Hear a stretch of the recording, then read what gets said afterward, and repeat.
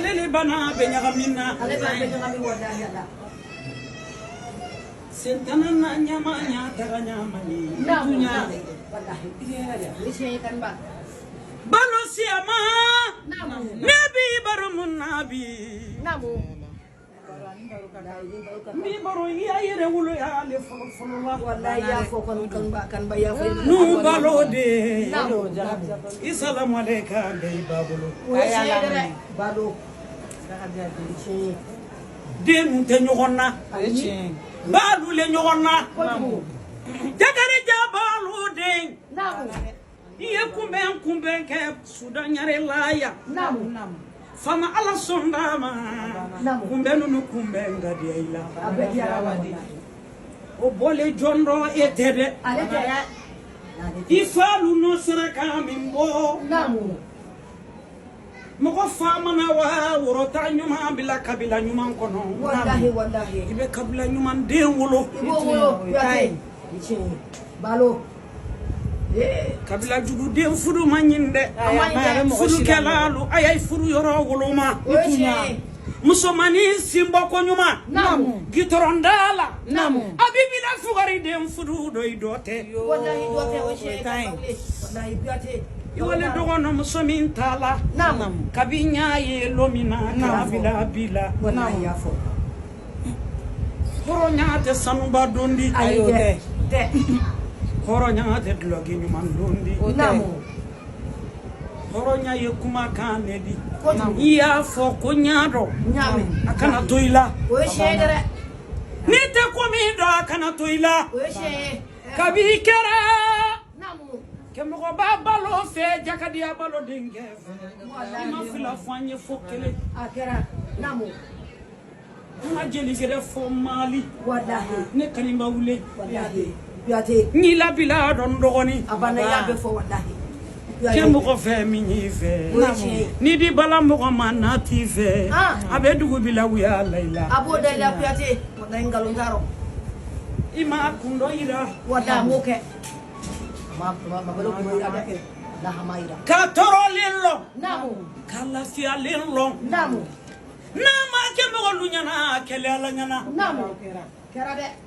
jomana kiya nyawo nyama ko tekiya fa maladi itekiya fa maladi de abadalezi dogo no musu la yurutigi ibanke baga tanyara Côte d'Ivoire isigi ki ikema kono abake kuna dinya rawali mai betaka wallahi kana madinya iteta de atete mo ba furu bato dai halina dandoma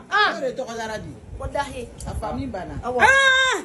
kundo le mo yalla wallahi halina dandoma ala be arijina dai fai we shene ngalontaro musomana furu kema kono dunya bi de ma kono we shene kemo babalo ambaya makono kakuto atala wallahi ka diminilo kala fialelo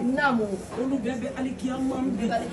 imana me dugu koloni kanya wonya dugu bi mara laiki mabodunya ko yeshere piate ankanyu maneke na fate dunya la wallahi yeshere siga fotala piate ngara balu ye kaburu lodo ko dugu kacha militi milliardaire lulale togo tigi ba lulale wallahi jomini disigo sikate kenna wallahi saya manana lobina bebe kila wallahi sigatola ye sabari minna futa dunya kono futa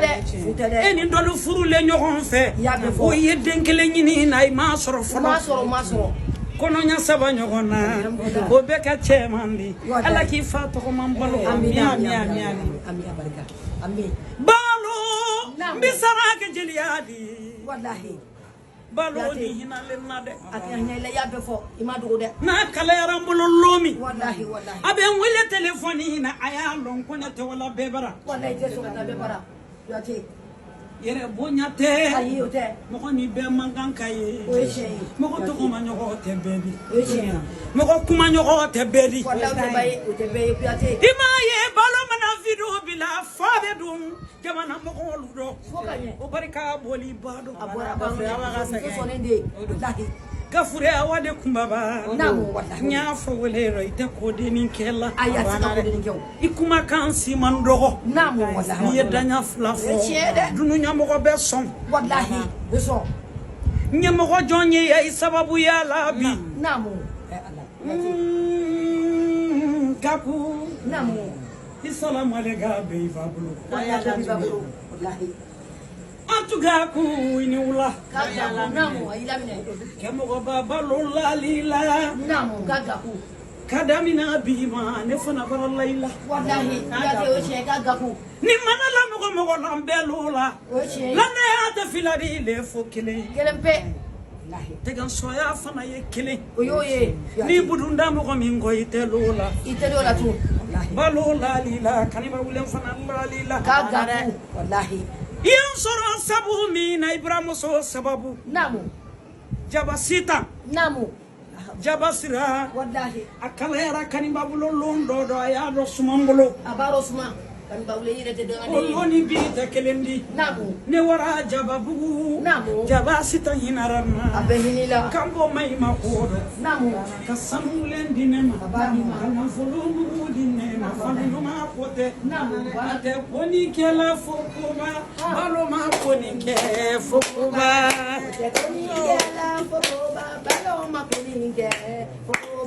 Nia soro sudanyare ya numa Fokoba. Allah Wallahi mai kan kan